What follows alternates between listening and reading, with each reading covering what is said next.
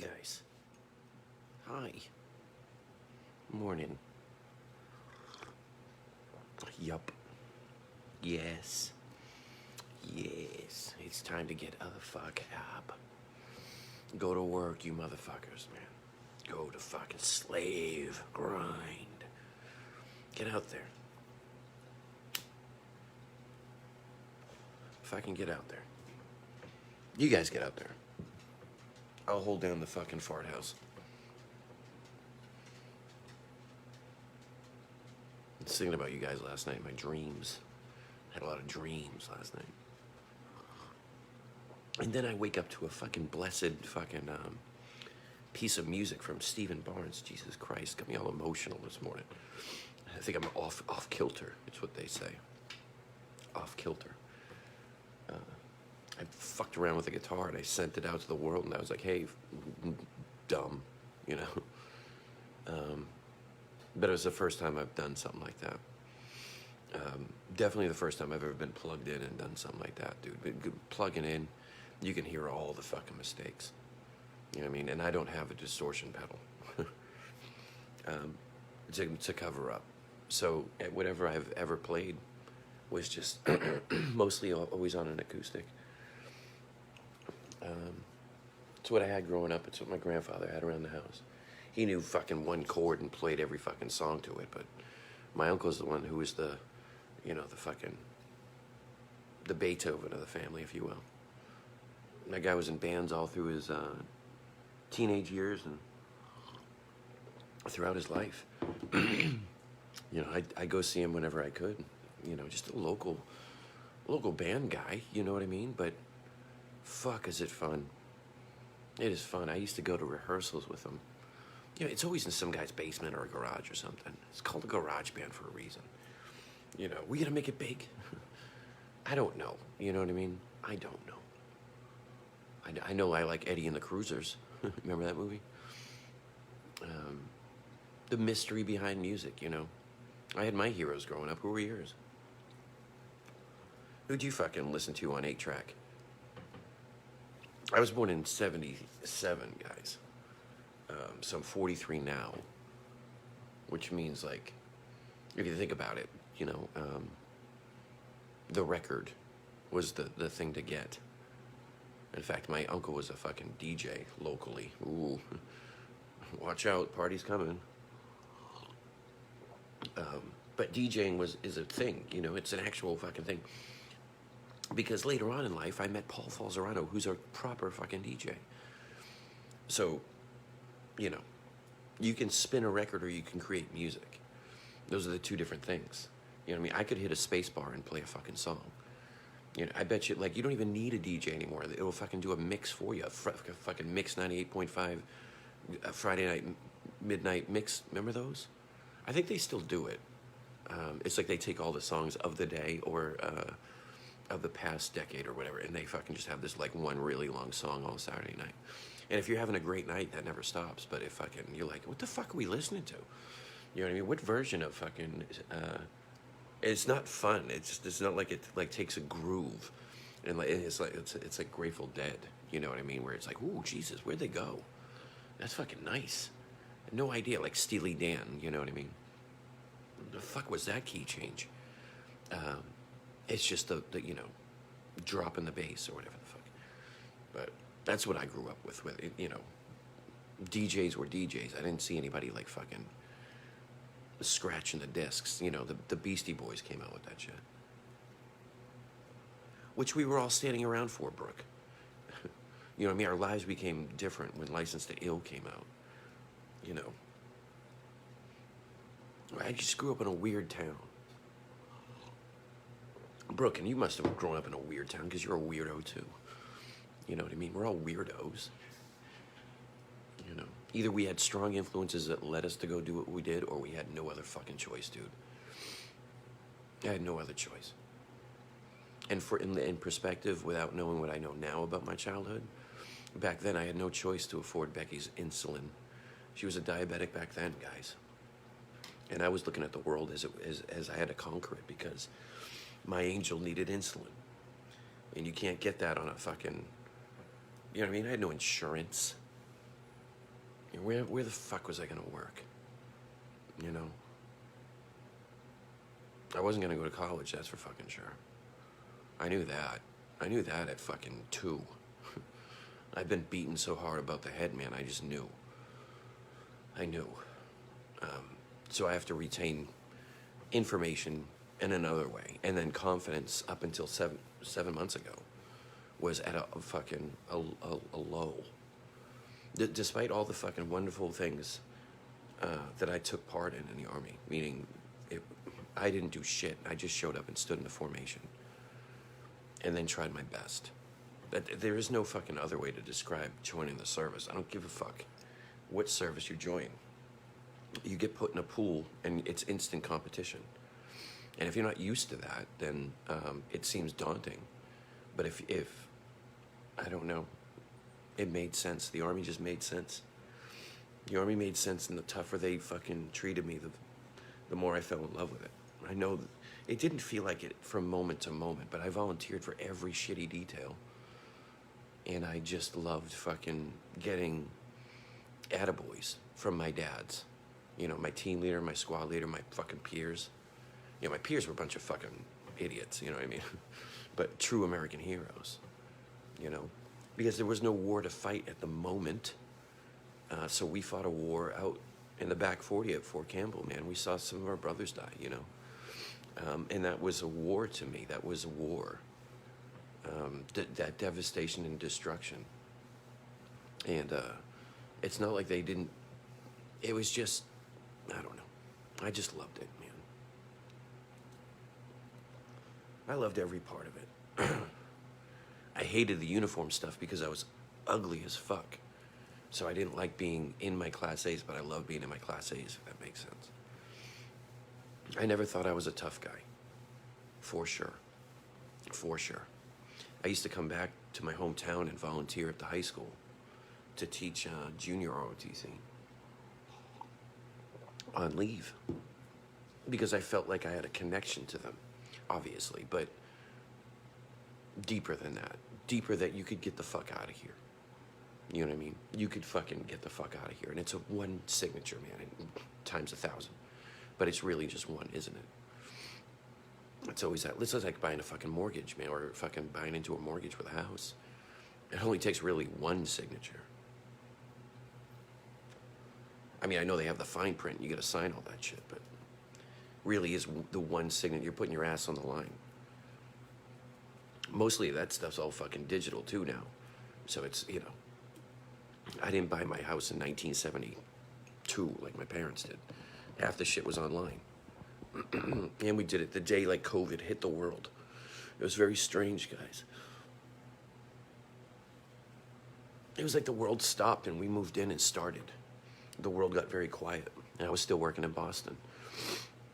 I live in New Hampshire, guys. You know, I mean, I know New England, some people just think New England's a state. It was sometimes easier to tell people where I came from.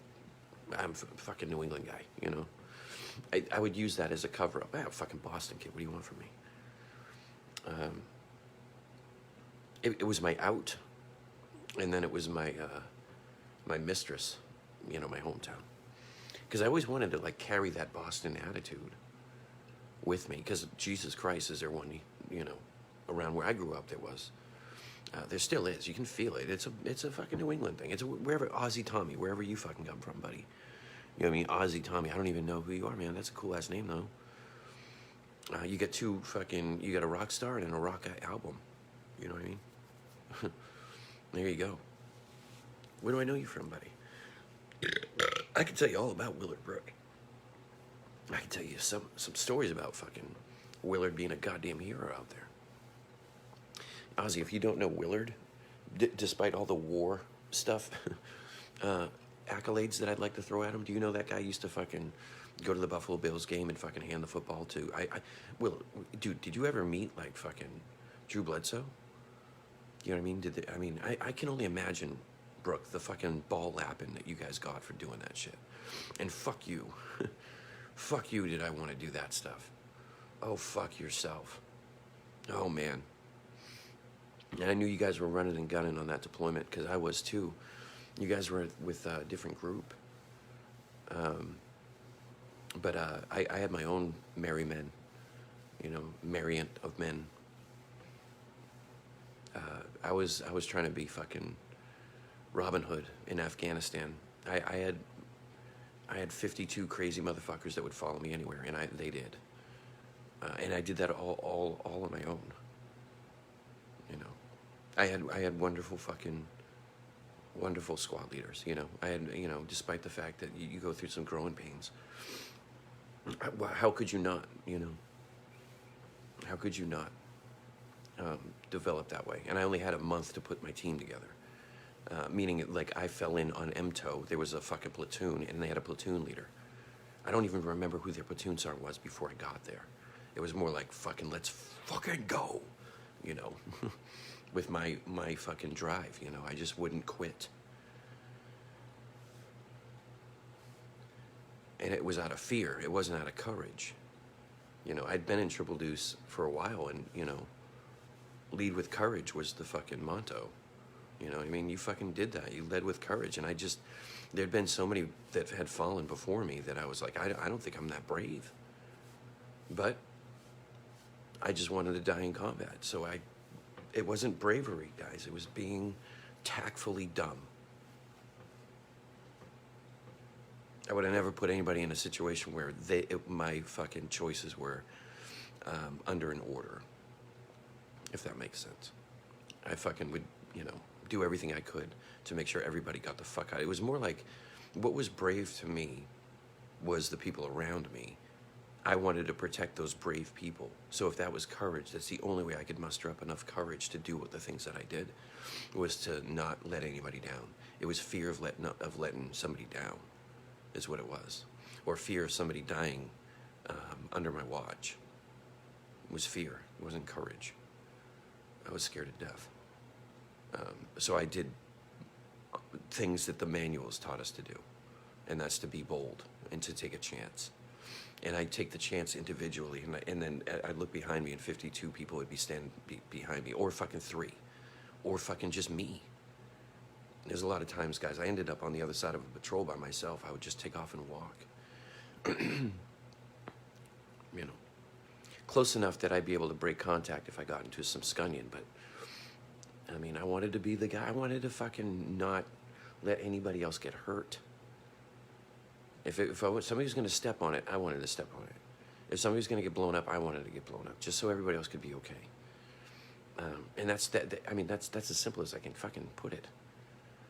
I wish I could fucking tell you and give you the magic formula, but the magic formula was my childhood. I just so happened to be fucking loyal as shit, because of my childhood, because of the things I went through. You weren't supposed to talk about it. You weren't. And the ways that they teach you how to not talk about the things that are going on are crazy, man. It's crazy. It's crazy stuff that you can do to a human brain. And it's crazy stuff what you can do to your own child. Evil shit, man, is out there. Slavery is real. Stockholm Syndrome is a thing, but when you get into the levels of fucking hell that I was in, Stockholm Syndrome is, it's emptiness. There is no validation of love. There is no,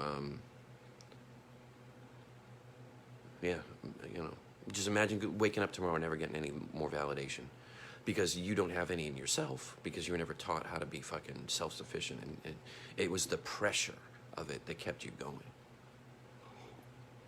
It wasn't skill. Do you know what I mean? Skill wasn't the thing. And my family is brilliant. You know what I mean? It is.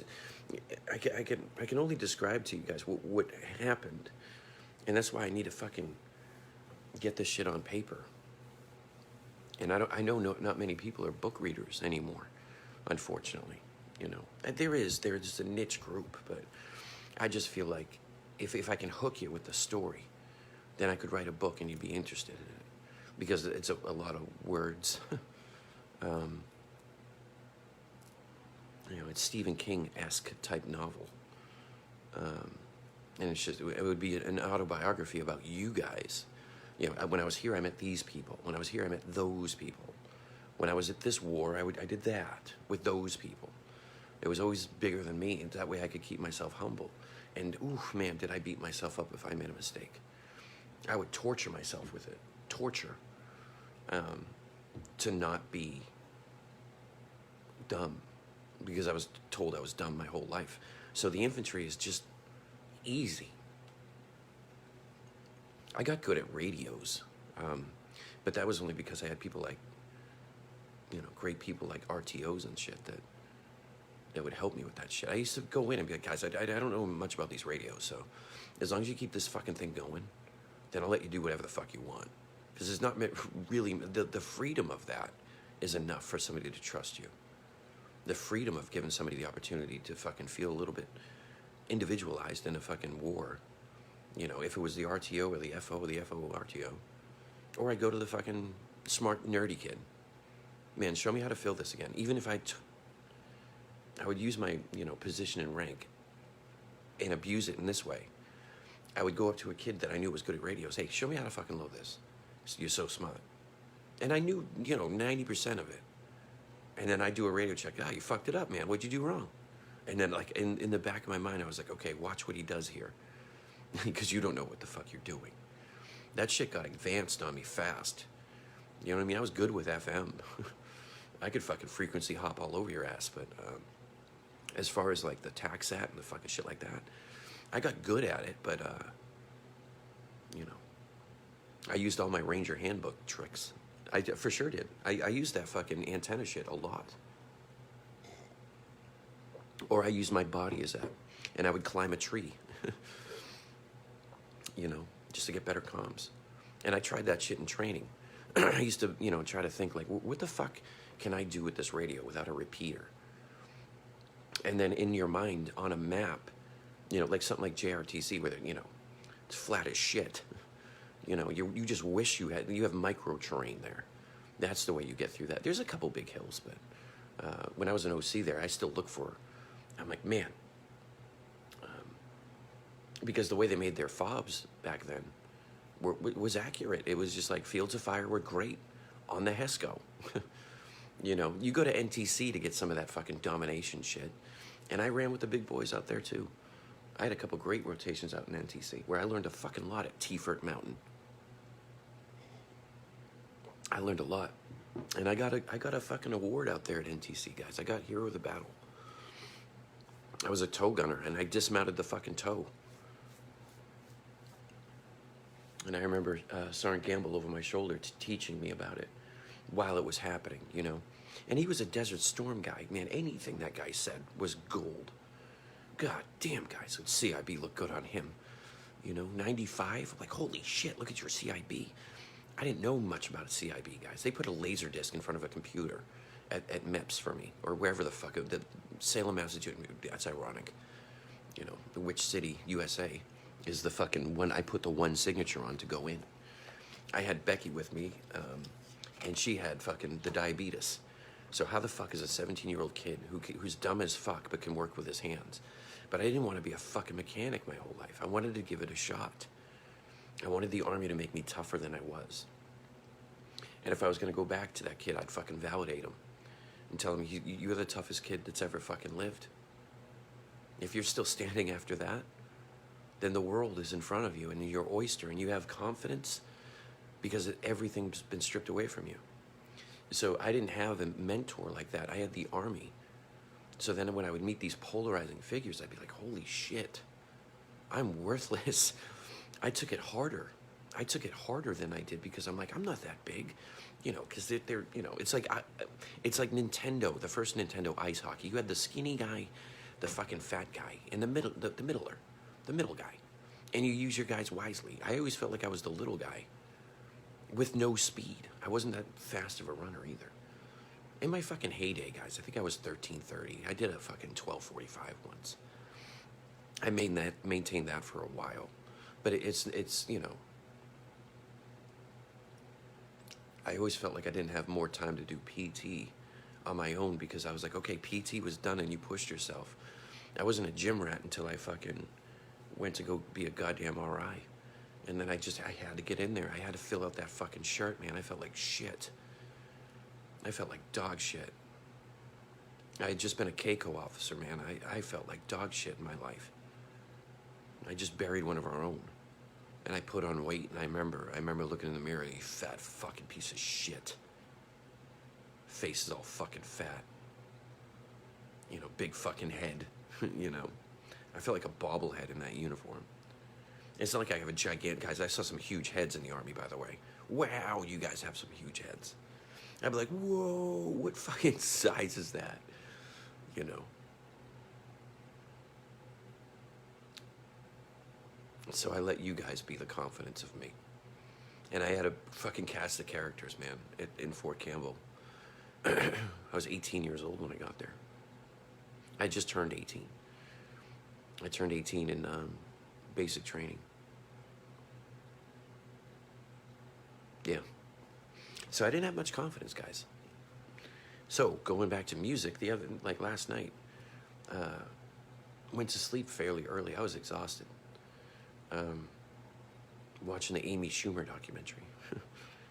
Poor thing, threw up her whole pregnancy. But Club Soda Kenny was on it, so it was good. Colin Quinn. Got to see some of my fucking friends when she goes down to the cellar. I know that's stupid to you guys, but there's a little niche piece of American history. It's about fucking yay big, you know, and yay big is on the back of a fucking universe about this little niche thing that happened in New York City with comics. There was a mecca for it, you know. Boston had its fucking groove in the 70s and 80s and going into comedy.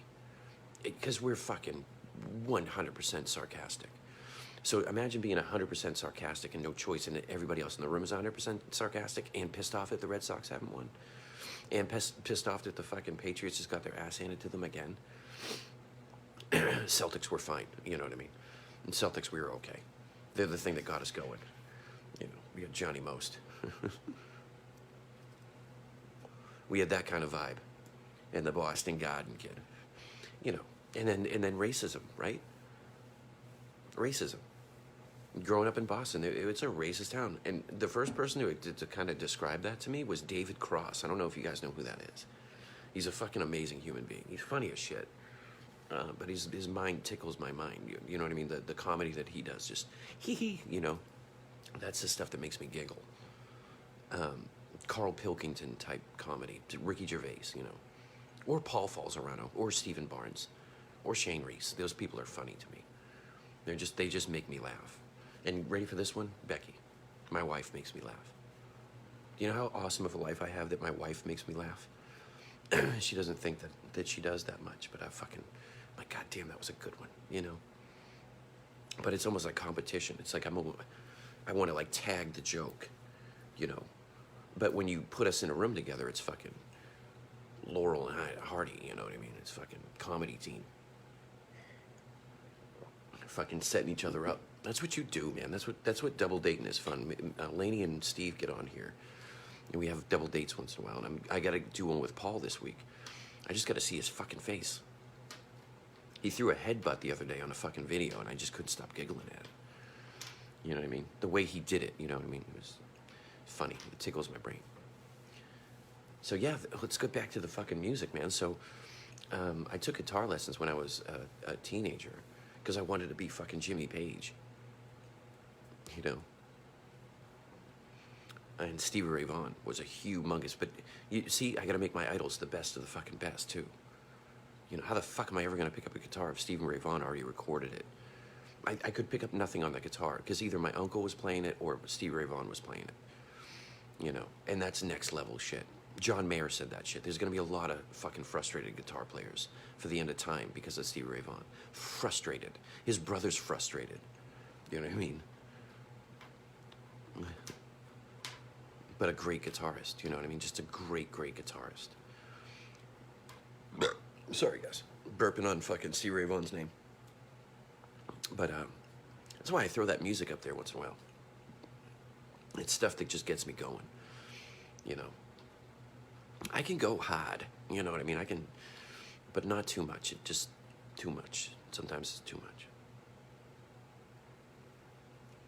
Because on the other hand, I listened to Larry Carlton, a jazz, fusion kind of guy, coming out of the Steely Dan kind of eruption of that California sound.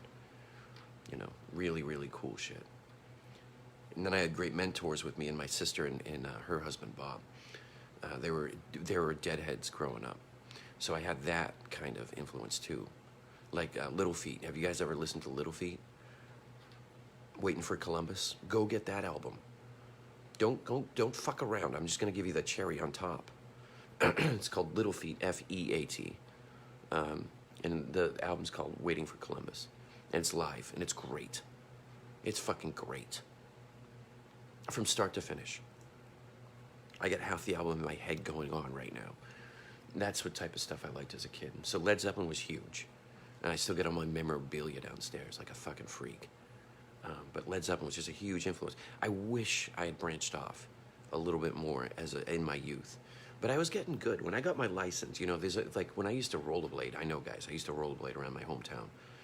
No fucking rainbow flags on that one, right? With a cut-off t-shirt and a belly shirt, I was a fucked up kid, man. I was fucked up. I was fucked. I told you guys before, it's funny. It's not like once you say something, people forget. I was putting makeup on and dressing up in women's clothes when I was like fucking 14 and 15. And when I met Becky, that shit stopped, obviously, but because she fucking found the light and fucking held on to it and nurtured it. So I didn't feel like such a fucking freak. But I had body dysmorphia so fucking bad, I couldn't fucking take it anymore. Couldn't take looking at my face. I couldn't take fucking going to school. I couldn't take the acne. I couldn't take pissing on my own face to get rid of it. I found a home remedy book and it said put urine on your face. So every morning, I would fucking piss into a fucking washcloth and wash my face and jump in the shower. Try to get the piss smell off, then go to school. I was not well. I wasn't doing good, guys. Then I had an angel come into my life, and she's sleeping right now. So how blessed am I? It was a rough go of it for me. You think I ever fucking told anybody that in a patrol base? I would have got my fucking rank taken away from me, for Christ's sakes. I think they would probably understood it from me, though. They probably, anybody that knew me probably fucking,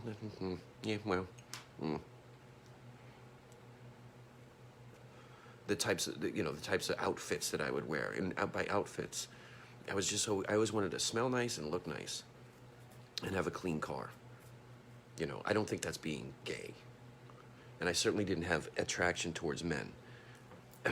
That wasn't the fucking problem. The problem was I had body dysmorphia. I had no idea who I was.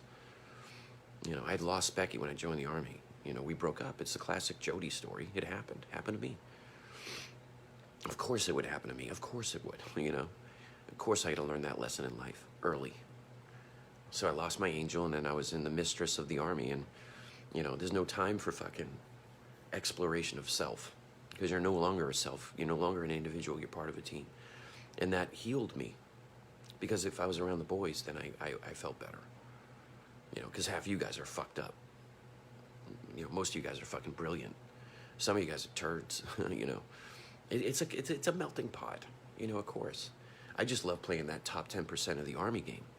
Sometimes I'd find myself when I was, being selected for top 10 type of shit. Some people around me, I was like, this guy too? Wait a minute, she's top 10%? Brooke, if you're still out there, do you remember the fucking year before the females came through? Do you remember the fucking liaison team that came through? Smash that like button. Hey, Leroy. Morning, buddy.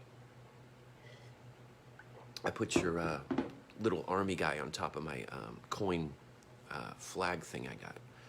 A very special place for me, man.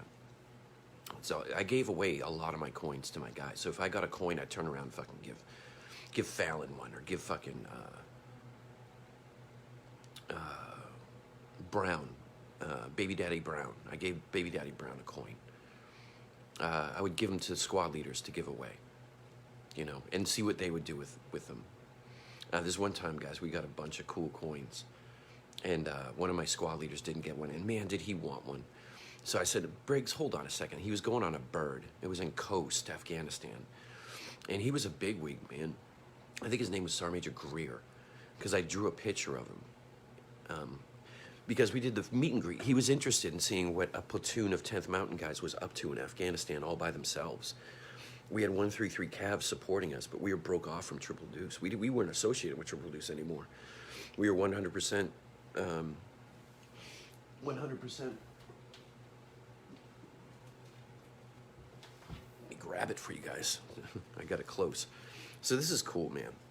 I don't know what I do with this thing, but sometimes I just take a picture of this next to the vet center crisis line card. But that's just a thing. You know what I mean? It's just a fucking thing. You can take a picture with something. A little fucking CIB, a first sergeant rank, you know, Afghan flag, of course, and then fucking my unit.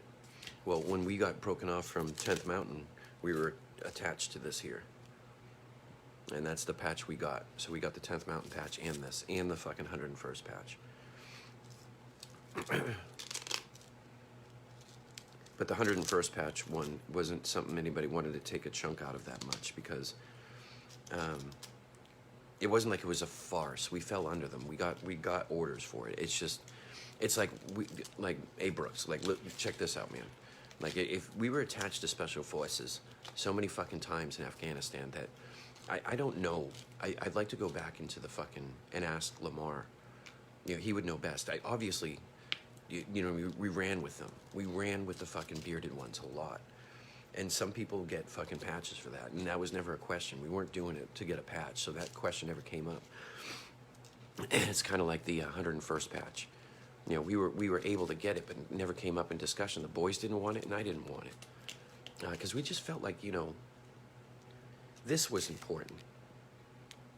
Because we got this with it, you know. And then we were shamed in the battalion for wearing this until I fucking made a stink about it. It was almost like the very start of that weirdo shit that was happening, that certain units were saying that you couldn't wear a combat patch at all if you didn't wear that. Like, that's like a commander can add to but not take away. When you do shit like that, you are fucking yourself over. You have so much unit pride that you're not letting anybody fucking be an influence. You know what I mean? You need other combat patches to be like, oh, what do you know? Because the pressure's on. You know, if you come to my platoon, you got another combat patch on, I'm going to sit and talk with you for a while about the tactics that you used in 101st, or the Big Red One, or whoever you were. You know, the broken TV screen. You know, we had all names for them. But, yeah. Yeah, I was fucking Afghan's mistress that deployment, man. I ran. You know, I had a great lieutenant. His name was Lieutenant Pearson. Nested concepts with him, you know. On the cross form kind of thing, you know. He was out there, like what I felt like I owed Lieutenant Pearson was everything, because I got him in this mess. And I'm going to get him out of it. And whatever the messes were, an IED, fucking Salerno, when we took that fucking mission on, we defended a fucking base one night, guys. And we did great. The boys did great. They did everything I fucking told them to do. And then some. Because I let my boys work the wall one night, and we fucking defended Salerno. It was a fucking straight up fucking attack, man, and we were there. I put 95% of the platoon in trucks and staged them by the gate to get the fuck out of there. And then I brought fucking maybe 10 people with me to the wall, and we defended the wall for a while. And then once everything slowed down a little bit, we went back to our trucks. And I was just like, you know, kind of in shock that we had lived through that again. And I knew the boys were upset because I put them in trucks, but it wasn't the enemy that I was scared of. It was we were like in the middle of Salerno in a holding tent. You know, it wasn't our base. We just went there to refit once in a while. Once every 3 weeks or 2 weeks, we would drive a couple hours to Salerno and refit. Let the guys go get good chow. Not like we had bad chow in Coast, in Camp Parza. We had a great, compared to some of the shit I had been, we had a great cook. There was a lot of international on there, so, you know, we had a lot of spices of life. But despite the fact of how small Camp Parza was, we still had movie night on Friday nights. The first sergeant there that ran that fob, First Sergeant Underhill, he made it nice. We had a good fucking book collection in the library. And the library is what, guys? Fucking a bunch of plywood and a fucking makeshift shelf. maybe like 4 or 5 different shelves, you know, shoulder width or eye level going up a little bit, and then a whole wall of it. And then, you know, any soldier packages, they'll throw a fucking book in there, and then what are you gonna do? Carry around 50 books in your fucking rucksack? You pass that shit along. So I love that shit. It was like free fucking library. And I'd always find a Grisham or a King, and I'd be off on my own. Tom Clancy was a little bit too big for me. That's why I stuck to John Grisham. Something about the law was intriguing to me. You know, The Rainmaker, I read that. The Client, I read that. I know those are all the ones that have, you know, movies made after them, and they're pretty big. The Firm, you know what I mean? But I read them all over and over and over again, because I found justice in them, and you know, and of course I read How to Win Friends and Influence People. I read that book forever, guys, and you want to know why I did that? It was by mistake. So in the mid '90s, guys, if you went to the field, there was no fucking phone, there was no iWatch, there was no fucking tablet. You know, Game Boy was a thing, if that can help you. Game Boy Advanced was probably 95. I think PlayStation had just came out a couple years before, but like 3 years before that, Sega Genesis had just came out, guys. It wasn't, you know, I just want to talk to you about technology at the time. You know, computers. In school, they tried to teach us like coding, but it was like all DOS. You know what I mean? So what you would do is like program a picture, and then the picture would eventually, you know, happen. And if you fucked up, you found out where your code was missing or something. It was something to do with that. But it was no HTTP backslash, you know, it wasn't that. It was very rudimentary. And then I remember one game that they would let us play in high school that was just off the charts graphics to me was Prince of Persia. So and then Mystery Mansion was on the computer at my friend's house when I was growing up. Too bad we didn't stay friends for long, not because he had video games, but it's just, you know, he was a good kid who was fucked up just like me, just with a lot more money, if that makes sense. So a different class, but still kind of the same trauma.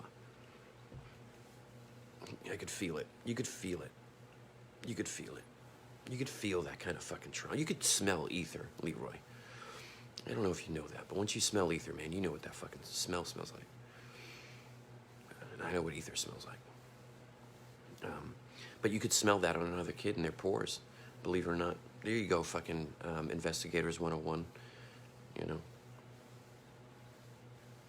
Knowing what ether smells like as a child is a weird world, you know, because it was on, what are those things called? Cotton balls. I saw it, like a reference to it that reminded me a lot of how my life felt as a child. And it was, One flew over the cuckoo's nest. That's how I felt. I felt like I wasn't crazy in a house of people that were crazy. You know, put your hand in the air, chief. You know. And I wanted to escape. But you can't. You're in a prison. It's your parents. What are you gonna do?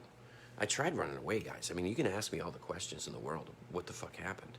I'd make it down to the church at the end of the street, and I'd turn around, and it's like nothing was ever talked about when I walk back in, because sometimes I just fucking take off running, and I swear I would be like, but where am I gonna go? Who would I ever tell? Who's gonna believe this shit? You know, my dad was friends with all the cops in the hometown because he fixed all their cars. He's a mechanic who worked for the city. In the fire, it's like everybody. The joke was, I look so much like my dad that the joke was growing up, if you fucking left here, they could pick you up on the side of the road and bring you back to the house because you're Billy Dunn's kid. You know, so you put that in your head when you're 3, and you think that you're in the city is your prison.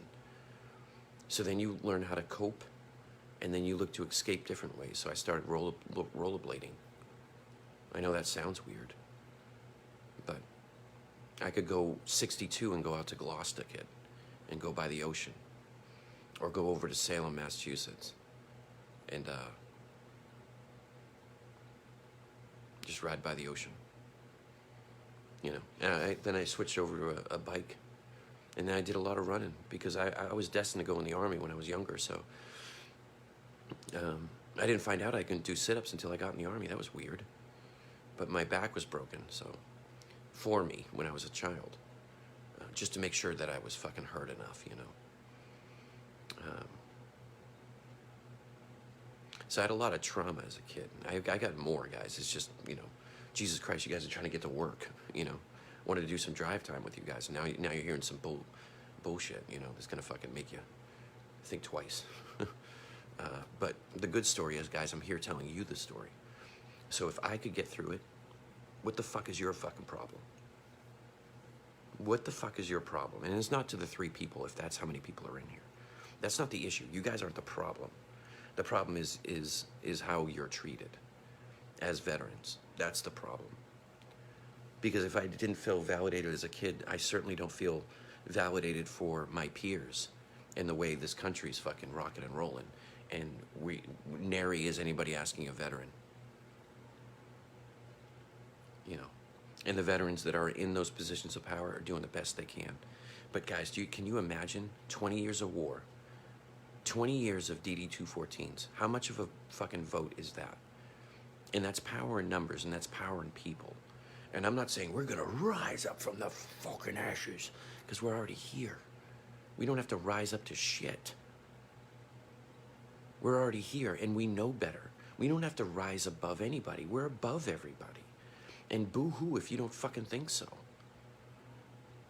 You know, either way, I don't give a damn what you think you're entitled to. Why don't you pick up a weapon and take a post? You know, question the way in which I provide it, kind of thing. It takes a certain kind of person to go do violence, guys. So the population is separated on that alone. But I'll give you one on your fucking face right here. There is a thing called civil service. You know what I mean? If you're 18, it's the law. Civil service. So if you're not fit to fight, then goddamn it, you're gonna be turning a wrench. Or fucking working on the design of, or mopping the floor in the place that, you know, or standing up a fucking welcome home ceremony for the people that are coming home. How come every fucking soldier that wasn't, we were supposed to learn this after Vietnam, by the way, guys. So, sorry, I'm plugging in because I've been yammering for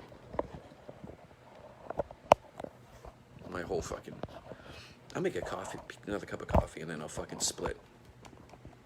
Today's what's called the dump out day, guys. I planned it, and I'm gonna fucking enforce it. I'm not gonna do too much, because it's called the dump out day. Because guess what, guys? I don't fucking work. This is work. You know what I mean? You and me, we're the work. And until I get all of you feeling better about yourselves, then this is work. And I got my passion problems process. I have my fucking passion projects, guys. And it's the greenhouse. That's the one I'm starting with. And a hell of a tattoo fucking idea, by the way. So, what I need is veteran tattoo artists and veteran artists. And then I'll take it from there. So I gotta get a big fucking list of shit. And then my idea with the tattoos is gonna launch. And I know that sounds fucking stupid. Hey guys, remember I used to take fucking photos of my face over here every morning until I fucking was like, nobody's listening. I used to come over here and go like this. Are you guys fucking listening to me?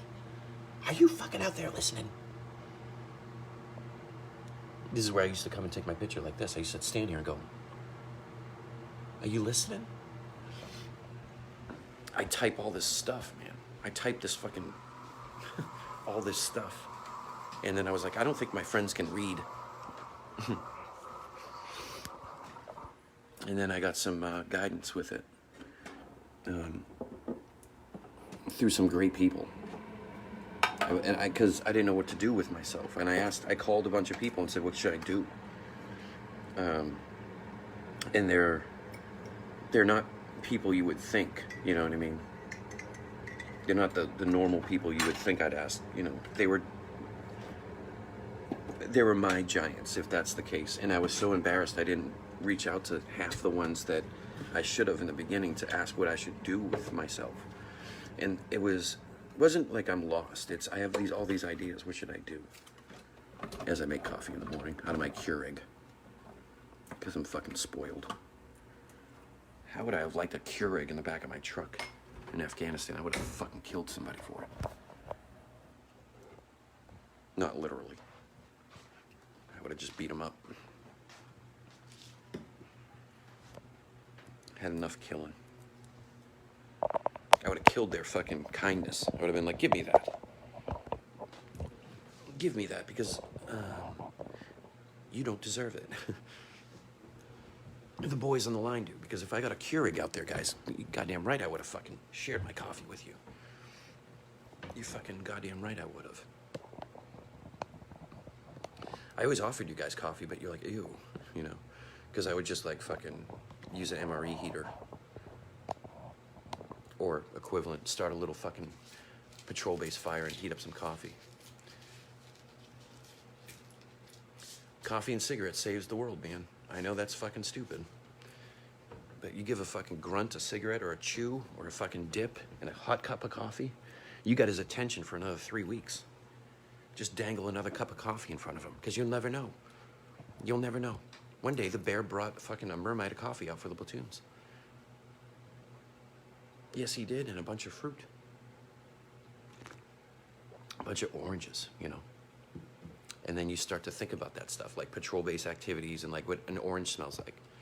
You know, if you're fucking starving in the middle of the woods and like 40 people are eating oranges, you can smell that, you know.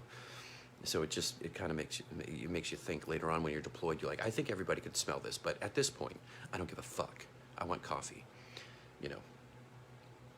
Hey, if we shoot a lot of ammo, the next time they fucking drop ammo on our heads, can they throw a mermaid of coffee in there?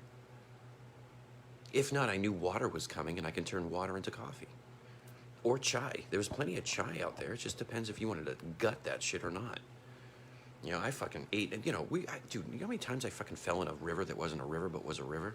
And took a fucking, I remember this one time I fucking ate it. I was ground guiding a truck and the water was past my fucking hips. And I should have been smarter and tied a tether rope to myself, or a safety rope. But, you know, I think either Fallon or Nickel was driving. And I fucking took one of those slippery ass rocks too. It was like, you know, it only had taken a millennia or two to smooth that rock over. But it was smooth, and it was like a slip and slide.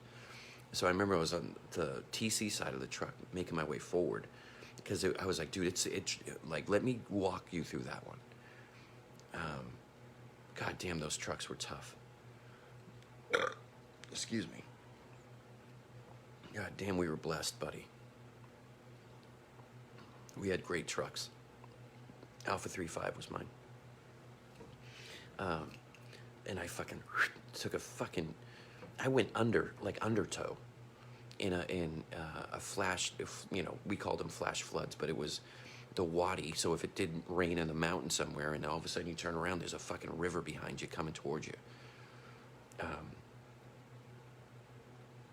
Or we'd be out and about on the fucking top side of it and knew we had to go into, you know, whatever. So I was ground guiding. I had my weapon slung. No, I didn't. I had it in my hand. Because that was the one thing I was worried about losing when I went under the water. I was like, fuck. So I ended up taking it was like I was here and then I was gone. And I know everybody in the truck was like, holy shit. And I came up like maybe 25 feet away from the truck, on the other side of the truck. And I took a humongous fucking mouthful of water. And I had to swallow it to take my next breath, if that makes sense. Because I went, and it went, you know. And I just remember thinking, I'm like, what the fuck what village was behind us? You know, how many fucking dead goats are being cleaned behind me? Who just took a shit in this river? You know, that's what I could think of. And hey, guys, I'm 43, so it's probably going to hit me when I'm 44. Once I get my fucking shit together, I'm going to be like, yes! And then I'm going to be like, you have fucking, you know, cervix cancer or something weird that I wouldn't supposed to have, but I certainly would have it. You know, your uterus is infected. Mr. Dunn. Mr. Dunn, your fallopian tubes are in danger of not working. So, took my malaria pill that night, and maybe my buddies too, or the extra one, malaria pills. Remember that?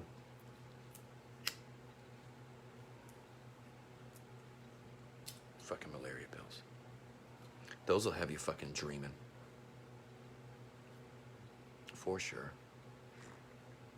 Take a bunch of malaria pills. That's almost like a narcotic in your dream, and be in the middle of war. You know. I didn't sleep much. I didn't need to. That's the weird thing. I never needed to sleep that much. I got a good night's sleep last night. I was watching that Amy Schumer documentary and fell asleep. I hate when I fall asleep on the couch. I hate it. I love it, but I hate it. Because my wife's more comfort person. You know what I mean? Like if she falls asleep on the couch, she falls asleep. And, you know, it's not uncommon that we didn't sleep on the couch our whole relationship. That's a whole story. That's a whole chapter in the book of how we fucking always put the kids' rooms and the kids' stuff before ours. We never put our room together when we moved. It was always just a bed that we didn't sleep in. And it wasn't because there wasn't love in the house. It was... So sometimes, like for a treat, we sleep on the couch together. I know that's weird, but we set up the couch like we always did. So last night wasn't a set up the couch night. It was just I fell asleep and I felt bad. I woke up this morning, the first thing she said when I put a blanket on her was, I hate that you slept on the couch all night. And I was like, I do too. And I kissed her and came out here and started talking to you. Because I missed her, you know what I mean? I woke up alone. But, you know, some days the fucking sleep monster just kills you, man. It was only like 10:30. It wasn't like it was like 2 in the morning. And I had planned a dump out day like 4 weeks ago for today. So the deal was I was supposed to sleep in. Well, can't. I feel like the world is passing me by. My parents instilled work in me so much that I wake up at the crack of dawn. Think about working. So that's why I always come to you. Because I'm working. This is work, guys. This is work. This is fun as fuck, but it's work. I got something to say forever. You know, imagine that. So all you got to do is put a sponsor on my ass, and there you go. It's a business, and I'm working. You know, so go ahead. If you guys know any sponsors that want to, you know, sponsor a guy that's yammering all fucking day. I tried the YouTube thing for a little bit, and it's still there. I just don't know what to do with it, and I need help with it. Because I wasn't generating any fucking likes. I know that's stupid to talk about. Because what the fuck do I have to say, really? The problem is that I get something to say, and then the problem is the veterans don't know how to take a fucking compliment. They don't know how to say help. And the ones that do are fucking good at it. So I want to become good at it. I want to become a veteran outreach person. Human. Hello, human. One veteran hug, please.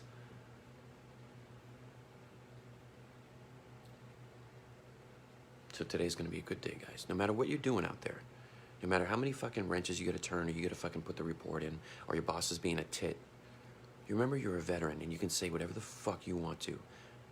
Remember that. Because I just put it out there, you can say anything you want to, but you won't. You won't. You're humble. You're a quiet professional. Just remember you can. So when you do say stuff, people listen. So maybe you shouldn't be blabbing all the time. Just fucking pull her on back. And that's not say to keep it in. That's just to fucking... If the people you're trying to impress, by the way, if you're on that journey in your life, stop. Stop. Because you're not going to get it from them. And you think that you're going to go to the well and get more water out of there? Cody Strunks knows that. Cody Strunks is out there in fucking Arizona. You almost done out there, man? Did you finish school, buddy? But Cody Strunks knows that. Cody Strunks is a quiet kid. He's a kid. He's a fucking man, but he's a kid to me. And I fucking took Cody Strunks by the back of the neck and brought him to fucking Kosovo. On that trauma train. Then we beat coronavirus part 1 out there. Because Cody Strunks was on the fucking shit train with me. All right, buddy, you're doing all right. Till June. And then where are you going to go back, man? I want to say like Oklahoma or something. I want to say that. We're just school me, man, because I forget. And it hurts me. I forgot, buddy, where you from? Regionally, I think I'm right. Or Arkansas, or, it's something. Fulmer's from fucking Louisiana. You can't fuck around with that. But some kids were so milquetoast, I couldn't get their dialect. It's a whole new generation. You know what I mean? I can't even tell attitudes anymore. I'm like, ooh. Washington, dude, I was way off. Samsonite. Hell of a first sergeant. I could have looked up your fucking digits, man. I still got our CDs. Before I gave it over to First Sergeant Zavala, I made copies of everything and I put it on my computer. And it was everything, man. That's when I started. I found more fucking shit on us guys. I just had different avenues I had to explore in my head. I had to figure out what the fuck happened to me, because I had no real memory. Because one day I fucking died, and that wiped everything. I had no clue who I was. I just knew I was married to Becky, and my sister was standing in front of me. It was like being born again. And so I had to slowly go and figure out this shit. What kind of life did I live? Did I hurt anybody? And then you guys would be surprised what I did. The first thing I did when I woke up is I got in contact with everybody that was close to me and asked them if I hurt them. And if I had, I was sorry, because that was a different person. That was a person that had no clue. Because you either have trauma or you're living with it. There's one of the two things. The people that live in between are fucked up. The people that have trauma are fucked up, and the people that are living with trauma are working. You got to go both feet in with your trauma. You got to figure it out. You only get one lifetime to figure out the big mystery of you. And I figured out I was fucking raised by the devil. So wake up to that one day. Because I loved ED, my parents. I was going to their house almost every other weekend. I live an hour away from them. And I go down and change light bulbs for them, or fucking validate them, or tell them to get the fuck out of this house and retire and have a fucking good life. Too much work for this house, you know what I mean? You guys are getting older. Everybody will understand. You have enough money. You have enough money if you sold this place to get a nice little fucking trailer on a nice little plot of land. You worked your whole life. That was me before knowing what happened. I got my dad in the VA before I knew what happened. Isn't that fucking karma for you? So I gave him the ultimate in. I gave him every fucking excuse not to fucking keep doing what he's doing, if that makes sense. Let me reword that. He had no excuse. I gave him room for no excuse to get everything that was coming to him as a veteran. And then like 3 months later, man, I died. 7 days later, I pulled myself, I got my boots back on, and I started this journey. And you can scroll all the way fucking back and start watching what the fuck happened. Go ahead. I put it out there so you guys could learn from it. You guys have busy ass lives and families. And it's a lot for me to ask for anybody just to sit here and fucking listen to me yammer. Believe me, I understand. And it's not a want or a need for 1 million followers or even 100. My want and my need is to find the veterans that need help and talk to them. And talk to you. Just fucking talk. And I'll tell you how I got through it. Maybe that'll help. And then I bet you'll tell me some things that you do. And then we start a community. We start growing on that. We start fucking making sure that people are okay out there. Repair the VA system. Repair the vet center. Repair. Nothing's broken to the point of, that it's broken. We feel like that. Guys, have you looked at the news? Don't. Take a break. Take a breather. Put your boundaries up and take a breather and start The rat race is never going to continue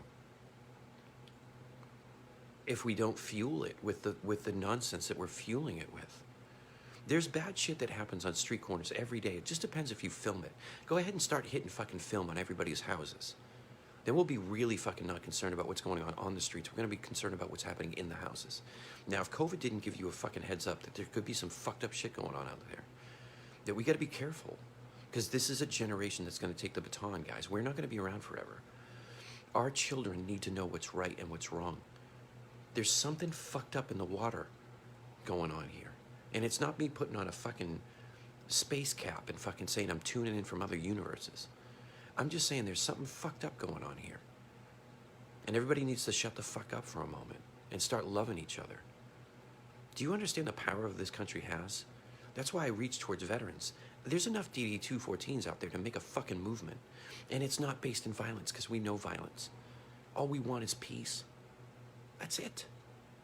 That's it. We want to live our fucking American dream, guys, because we fucking fought for it. Jesus Christ. I get inclusion. I get feeling part of a team. But if you didn't fucking go over there and fucking fight for it, then maybe you should fucking sit the fuck down and shut up.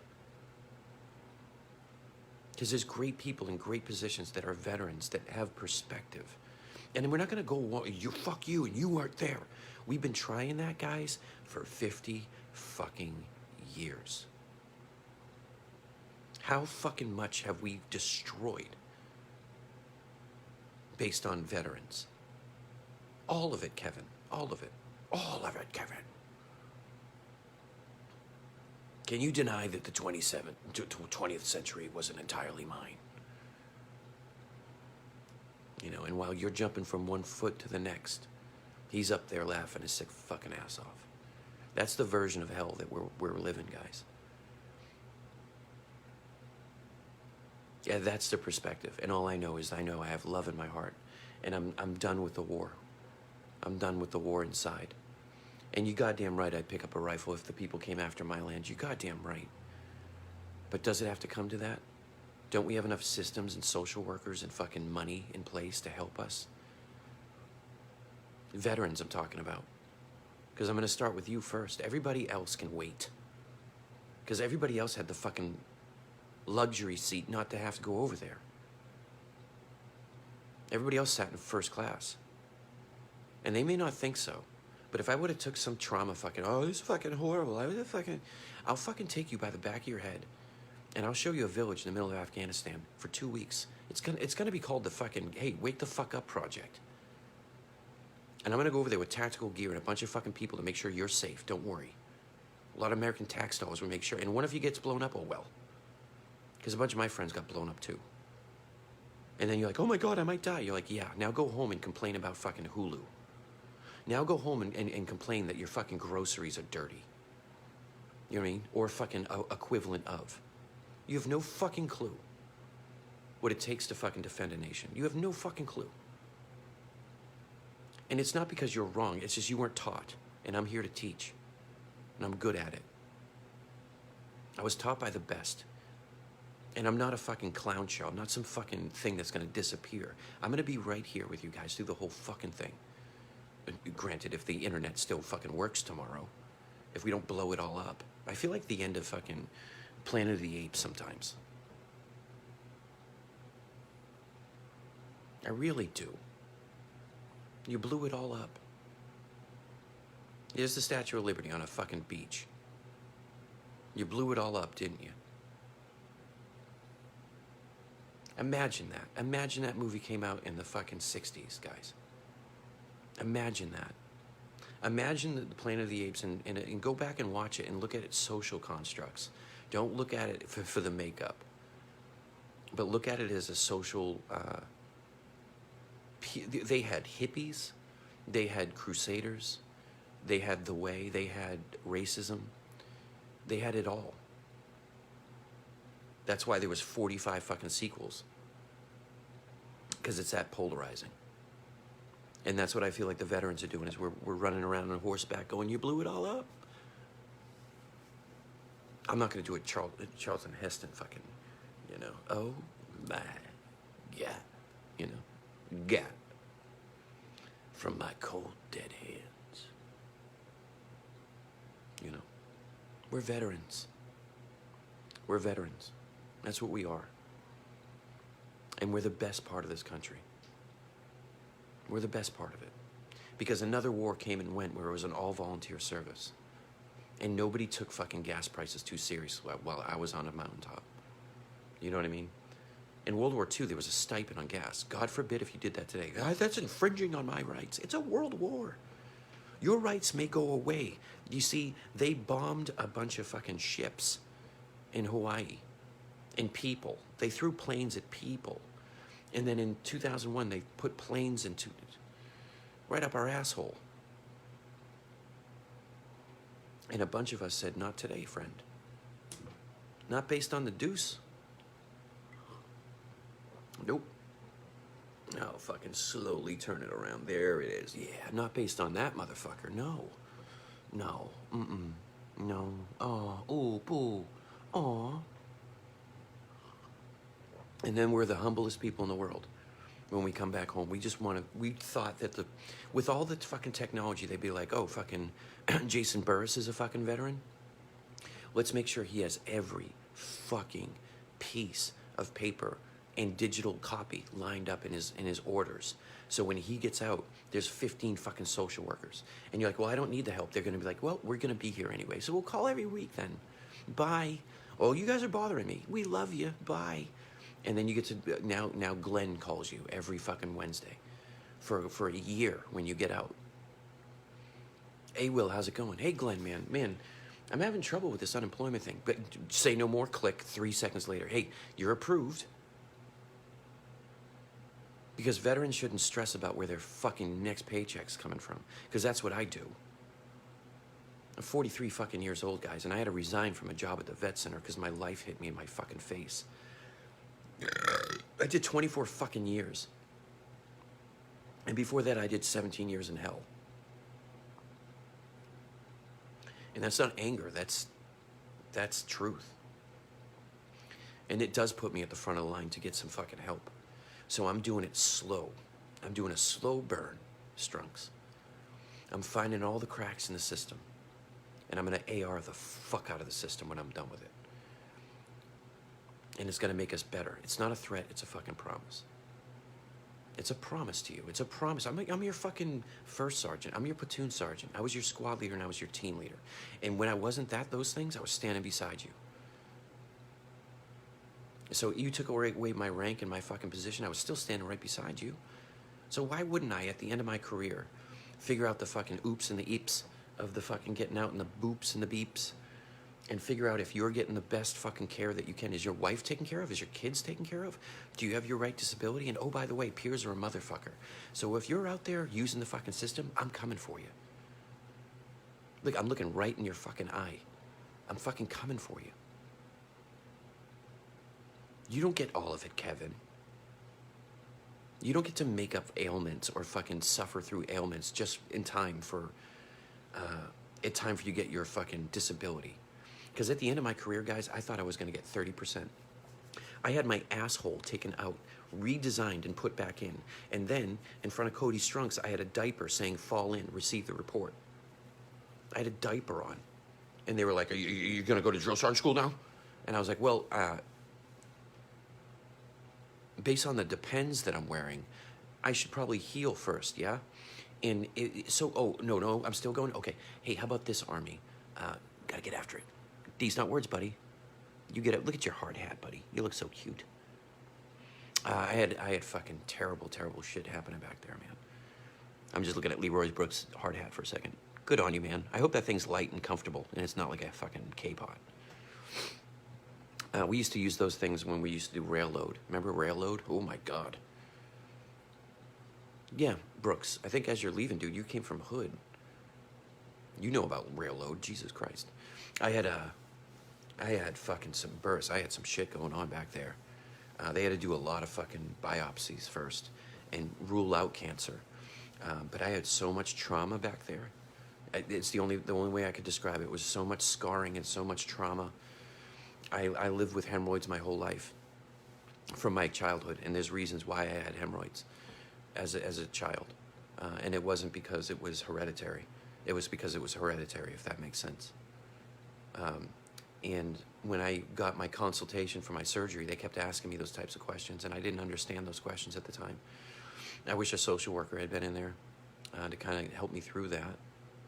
But if, yeah, might have been, man. Yeah, so you know about fucking a T-bar, Leroy. You know what I mean?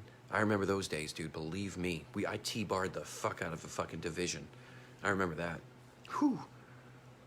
Hey, man, no, Leroy, go turn some wrenches, bro. You're fucking working for your living, you know? You don't need you don't need on your lunch break, man. Do something other than fucking listening to me. There's some more good things people could be doing. When I got my consultation for surgery, man, they were like, hey, there's a lot back here. And I was like, well, I know. I've been fucking walking with them in the mountains for my whole life. And they're like, well, this scarring represents a long time ago. And I didn't understand that. So they were asking, what is my lifestyle? And I was like, I'm a grunt. And that's why it hurts so much, is because and they're like, well,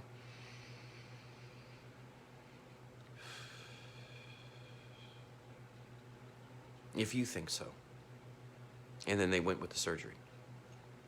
That surgery took me a year to recover from, and they tried to put me in drill sergeant school like 3 months later. And they, you had your time. Well, I took 2 weeks convalescent leave, and I found out, there you go, buddy. Go get those fucking pipes working. I see your face, man. I know that's on leave. I know that's when you took my big fucking head looking at you. But yeah, hey, man, good on you getting up early, dude. Good on you, fucking Cody. I'm proud of you, buddy.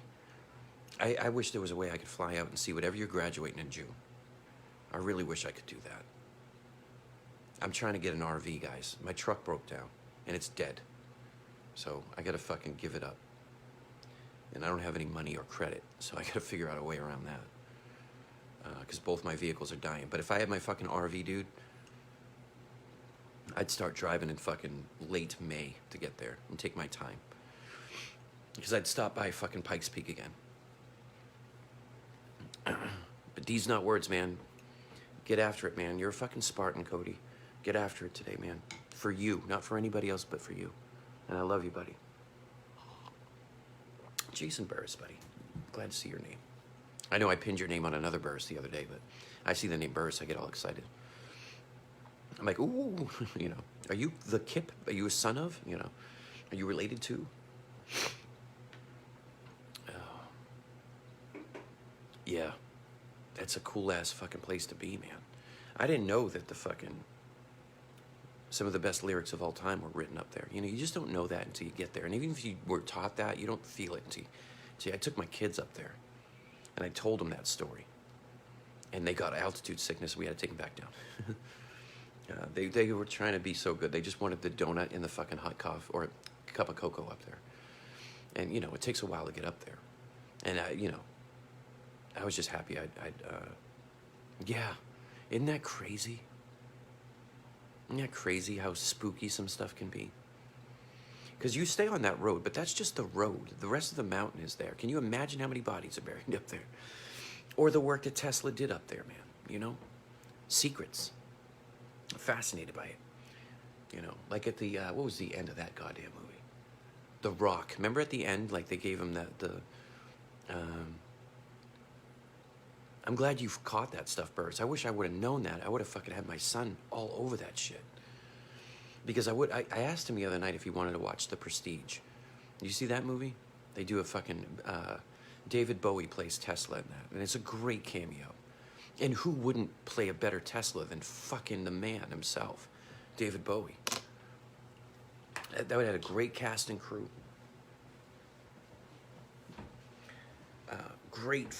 I mean, Jesus. She was only 16 years old, what the fuck's his name? Jesus. Played Alfred. Here I am fucking blanking. He's one of my fucking favorite actors. Yeah, whatever. Fuck, I'm not gonna sit here and fucking tell you about it. Jason, I don't have to tell you about it. You fucking saw it. But yeah, man, that movie was real to me. I was like, that's real. Man, that's real. There's a bunch of hats and cats up here. Here comes my dog. My wife might be shortly behind. And if my wife comes around that corner, I'm going to whisper and log off here. Because she doesn't need an hour. Like, I get spun up on here. You know what I mean? I wake up and have my first cup of coffee with you guys, and then I'm all fucking riled up. Here she comes. Hi, baby. I love you guys. You take care. I'm going to go kiss my wife, because she looks beautiful when she wakes up.